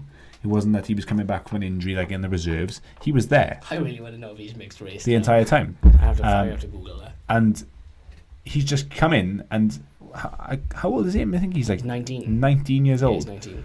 And for someone to sort of come in, and you could argue that he's pretty much sort of just taken control in terms of them, their attacking sort of set of going forward. He's contributed massively. Yeah, do you know what? Goals. He has been the catalyst for them. He's 19 years old. It's a lot of pressure, right? But he plays with no fear, and I like that. And when I watched him play, still. That doesn't mean nothing to me. Doesn't mean nothing to me. But his goal was so well taken, and that's not the first time I've said that about him this season. No. He's got a certain level of maturity about him. That he's playing in a side that at bottom end of the table that they don't want to be, and they're getting tough fixtures every week, and he's just doing bits every week. Yeah, he's a good player. And for 19 years over him to be sort of taking on that amount of responsibility and producing the goods. That's a huge amount of responsibility for a lad that is very inexperienced coming into a side where they're going to be in a relegation dogfight, and to be the catalyst and to drag them forward, fair play to him. Yeah. Fair play to him, because he's a talent. Yeah. Is he Northern Irish? Yes, he is. He is. A good player in the hands. Very good player. Lucky to have him. Mm-hmm. Very lucky. So, Burnley are lucky as well that they've sort of thrown him in when they did. Had they done it sooner, would it have been any different? I don't know. Well, I can't remember the reason he was thrown in. Was it because of injuries? It was a couple of injuries, yeah. And that's how it works, I suppose. I can kind of understand as well that when you've got your tried and tested sort of squad as it is, especially with Sean Dyche, someone who's been there so long, he knows his squad, he knows it well. And you can be a bit apprehensive sometimes to dip into the reserves and the youth setup. And sometimes, unfortunately, it does take an injury or two for you to kind of say to yourself, well, we're a bit thin on the ground, we're going to have a look. The stars align, and then a career is created. And sometimes you do have to wait for that kind of opportunity. And he's actually said in an article here that when asked, he said that patience is the key to winning his Premier League breakthrough, and that is correct in this situation. He says patience, right? But fuck, he's 19. It's not like he waited like a Jesse Lingard till he was 24 or 23. But to me, that sounds sort of like that he's been good enough for a while, for a while. But I think they owe a lot to him at the moment. Burnley owe a lot to Dwight McNeil because his performances have made a big difference. Yeah, they have. Yeah, he's been a catalyst for change there. Burnley look like they're going to stay up. Again, tweet us your opinions, people who you think is going to go down. I mean, 2 out of the 3 we kind of already know, and I'm pretty sure, us being from Swansea, the large majority of tweets would be Cardiff and going down. Exactly. But if you do have a different opinion, let us know. We'll interact with you. Yeah, voice it. We're sociable guys, so we're always on the timeline ready to look. We'll draw a line under that, bro, because Burnley, there's not an awful lot to say. Yeah. Wolves, disappointing. I mean, look, like I said, we've kind of covered teams switching off already. Wolves just switched off. That's it. Simple as that. Wolves, very quickly before we move on, they have this type of game every 6 or 7 games where they come off the back of a really good run, they take a few scalps, and then they play a bit of a nothing side, or side that you think that they should get 3 points based on what they've done in the last 5 or 6 games. They don't. And they just sort of, like you say, just switch off. But then they get back on it then. Well, the next game for Wolves is United. So I'm hoping that... And if United don't play like they've got a point to prove after being dumped out of the FA Cup, Wolves at Molineux will be a very tough prospect. And they'll be looking forward to that, Wolves, because they know they've done us once. It's a free hit. They're safe. Yeah. They can go and enjoy it. Yeah. So, it'll certainly be an interesting game. Shout out to Burnley, though, for doing the thing at the start of the season. They really looked like they could go down. Now, again, they seem to have made safety. And they just keep grinding out results. Yeah, and that's what they do. Yeah, and just to give 2 stats to finish for Dwight McNeil, just to back up what we said. Shout out #Dwight McNeil, by the way. And he's been directly involved in 5 goals in his last 7 Premier League home games for Burnley, scoring 3 and assisting 2. And that means that he's been directly involved in 7 Premier League goals overall this season, which is the most of any teenager in the league. And he didn't even play a full season. That's incredible. Oh, so he's level with Sessegnon as well, and ahead of Hudson-odoi. Yeah. That's incredible. Fair And play he to him. came in maybe, I want to say, like a third into the season, probably not even far off halfway. I would say halfway. Yeah. Give or take. Yeah. So yeah. big compliments and praise to him at the moment. Yeah, shout out to him, man. That's incredible. Fair play. All right, cool. We shall mosey on in to Palace and teams that we shall not mention. Huddersfield. Palace and the opponent. Palace and the opponent. So we won't mention the opponent. We'll mention Palace. Again, we've been over Wan-Bissaka. You're not a fan in terms of him coming to a United. Could you see him getting a big move though? And if so, where do you think? Where do you think? And when I say I'm not a fan, that doesn't mean just in case any Palace fans are going to come for me in the night. That'd be kind of weird. Yeah. Or just come for me in general. That'd be a little weird. Why you left that door open in the night? If you want to come for him in the night, come for him in the night. Or the day. Or just not at all. I would just probably avoid conflict yes. anyway. And when I say I'm not a big fan of him, that doesn't mean I don't rate him in terms of a potentially very, very good player. I've just said in the past that I'm not convinced it is the right time to step up to like a City or United. Do you think another season or two at Palace would be more beneficial? Yeah, or even if he was to kind of take a bit of a sideways, slightly upward step from Palace, like a Leicester. Leicester's a great shout, by the way. Yeah. Leicester are such a great step in stone for a player, I think. Like a Leicester, or even like a Wolves. Wolves again would be a great someone shout. like that. So, and if he has another season or two, maybe even just one very, very good season, then I would sort of look at him a bit more and go, okay, maybe we can take a bit of a gamble on him. Mm-hmm. Yeah, it'd be interesting to see where he ends up, because the newspapers, whilst they're not always right, they're not always wrong. And there's huge talk about Manchester United going for Wan-Bissaka. Yeah. There's a lot of talk, and there's usually no smoke without fire. The fee itself of 40 million, I think, is a little inflated. Bear in mind, Diogo Dalot cost, I think it was 19 million. Yeah, it's not a horrendous fee though for. I know there's an English tax, right? Yeah. But I think it's a little inflated in Yeah. terms of what it should be. If you said 25 to 30 million, I'd be like, you know what, fair enough. But 40 million, I think it's a little excessive. But like I said, I think it is. It's not astronomical, but it's a bit overpriced. I would agree with that.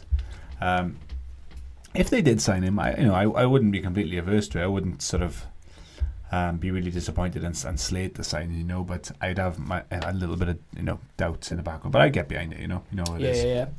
I wanted to ask you, Milivojevic, right? Yes. Other than James Milner, because I think Milner's a very good penalty taker. Yeah. Who is? Can you name me a better penalty taker than Milivojevic, other than Milner? What, currently? Yeah.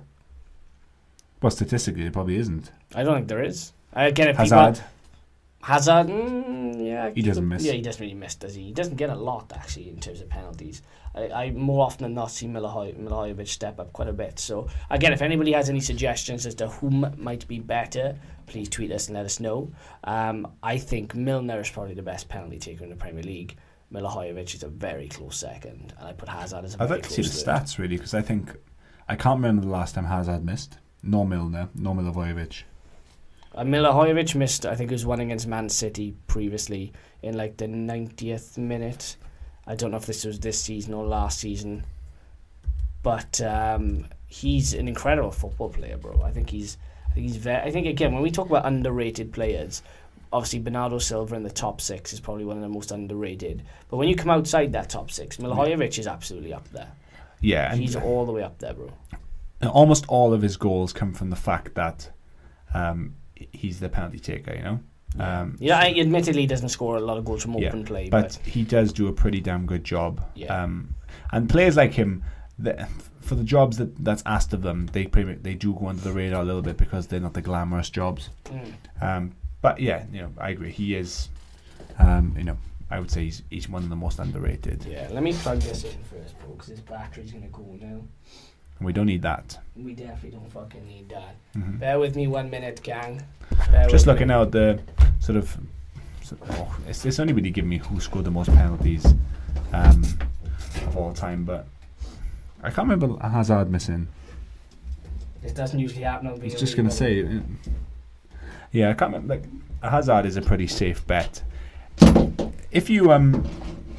if it's like the Champions League final, right, and it's the 90th minute, and you've got a penalty, yeah, and you got one player to step up to score, who are you taking? I'm all the way down here. I'm still here, gang. Who do I want? Fuck. I probably back myself, to be honest. I wouldn't. I probably wouldn't back you. You wouldn't be the top of my list. You know we talk about technical shit, right? like how did I not plug this in? I thought my battery would last. You pay almost $1,000 for a laptop. You do think the battery should last. You're unbelievable. You know what? I have no regrets. This is real life, people. This is what happens.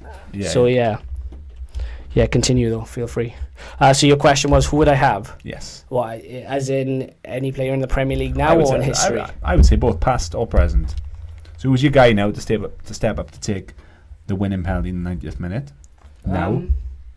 Do you know what? I'm going to say Ruud van Nistelrooy. Of all time, that is, yeah? Yeah, I think he's probably one of the best of all time. And current? I'm going to go Hazard. I was about to actually say Hazard, yeah. He fills me with confidence.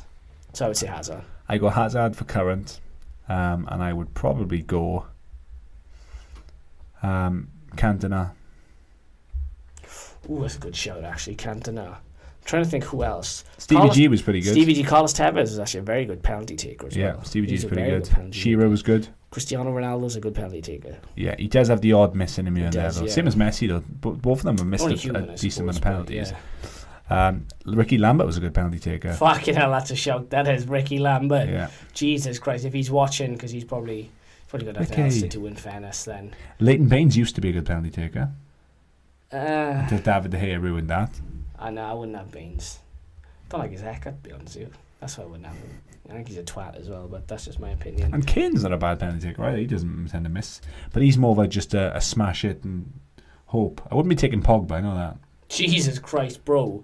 I get nervous as hell when Pogba takes a penalty. If United and Barcelona comes down to Pogba taking a penalty in the 90th minute, I'm hiding behind the sofa because I can't cope with it. Paul Pogba is a liability on a penalty. Absolutely. Oh, bro, he's a loose cannon. He's no way he should be taking it. But to answer your question, past Van Nistelrooy, present Eddie Has. That's what I'm going with. And you are going with? Eddie Has and King Eric. King Eric, good shout. Okay. 1969 was a great. 1966 was a great year for English football. Eric Cantona was born. Oh, I like that actually. Yeah, nibble. Anyway, right, we won't say anything about said opponent because they're down, and I'm sick of fucking talking about them. They don't need it really. They just don't need it. Sorry, but enjoy the championship anyway. All right, cool. Who are we missing? Everton, West Ham. Yeah. I think it's the last one. Is it Everton, West Ham? We pretty much rounded up everyone else. Yeah. I can't think of anyone else.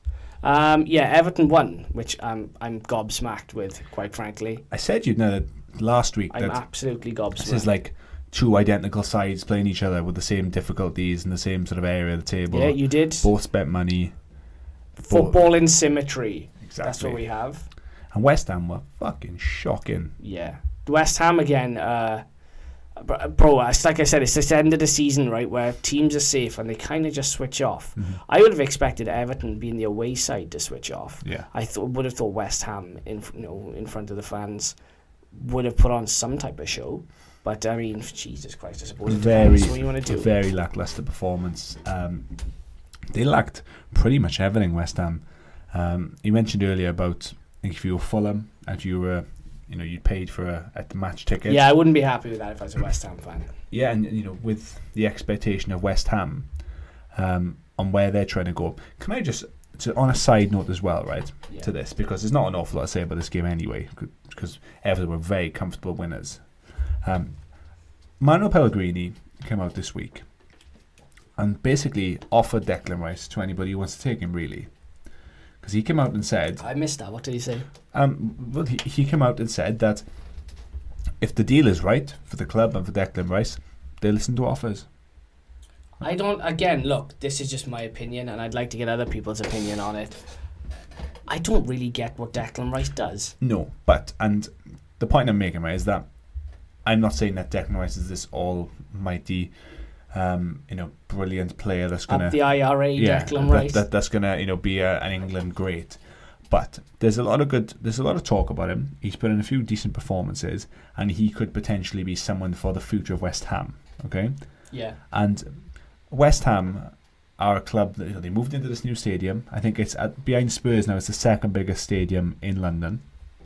Is it really? Yeah. I think it is. Yeah, it's big. I'm sure it's. Is it bigger than the Emirates? I'm sure it is bigger than the Emirates. You can fact check that if you like. We will. I'll have a quick but look now. they had the ambition. They moved into the Olympic Stadium, and sort of give the fans the idea that they're going to at least try and sort of break that mold of the top 4, sort of maybe even top 6. I know what you mean. You're on about from an ambition standpoint. Yeah, and even if behind the scenes, if an offer comes in, you are going to listen to it.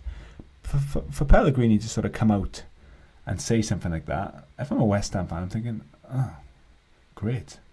We get one of our own that we've developed and looks like he could potentially go on to do something. Yeah. And if anyone's going to come in with a decent enough offer, well, you can just take him. It says all the wrong things for me. What's the Spurs capacity at this new stadium? 62, is it? Oh, yeah. So Wembley is 90,000, Emirates is 60, London Stadium is 60, so they joined second behind. Yeah, I think if splitting hairs, I think they've got a couple more seats when you get down to the nitty-gritty numbers as the Olympic Stadium over the Emirates. Yeah, I think that's just like an estimate. Just to round it up. Yeah. But yeah, sort of going back to that, I just didn't really understand it. And we talk about in the summer transfer window now about how they need to do more, sign better players, and the fact they're talking about letting one of their maybe better performers this season go just didn't make any sense to me at all. Maybe they look at him as being expendable. Maybe they look at him being as an English player, a Republic of Ireland / England / Scotland / Trinidad and Tobago when they want him player. He has that English tax, so realistically, if you're going to sell him, then there's an extra 20 mil on top. So, you could sell a Felipe Anderson. Yeah. You get a wedge. West Ham, right? West Ham as well. Just going to say, just like Southampton and a couple of other clubs, they're a selling club. Yeah, look, realistically now, West Ham, going into the summer, do they need to sell before they can buy? Well, you go back, right? When I say about a selling club, you go back as far as when they sold Michael Carrick to Spurs for like 2 or 3 million. They sold Rio Ferdinand. I'm sure they sold Joe Cole. They sold Frank Lampard, Mascherano, Carlos Tevez. Neil Ruddock got sold way back in the day. Either. They sold. There's ones even newer again. That elude me at the moment, but it's a continuous theme. And you mentioned about do they need to sell? You got Arnautovic doesn't really want to be there. He tried to leave. Felipe Anderson. If a good offer comes to him, are they going to take that as well? Yeah. So we say how much they need to add. But what's really going to happen? There's more signs coming out of the club that they're going to actually get rid before. I didn't hear that statement. That's an interesting statement from Pellegrini, though. Again, I don't know where Declan Rice would really go. I personally wouldn't want him at United. I don't see where he fits in at Man City. I don't see him at a Spurs. You could put him at a Spurs, but he's West Ham through and through, so I don't think he'd want to go to another London club. So that means he has to move up north. That's the thing, and it's like he's at that stage in his career where he hasn't done enough to really engineer a move anywhere else, So I feel like he is in the right place at the moment to kind of just stay and just do what he's doing and see where that can go. I feel like when Eric Dyer was linked with Manchester United, I didn't want Eric Dyer to join Manchester United because, with all due respect, I just didn't see what he offered in a central midfield that was looking to win Champions League. Mm-hmm. And I don't get that. I feel the same about Declan Rice. He's a solid Premier League player, but when you put him in that elite level with elite level company, is he really going to change a game? Well, exactly. I don't think he is. That's just my opinion. There was a deluded West Ham fan as well, just made me laugh.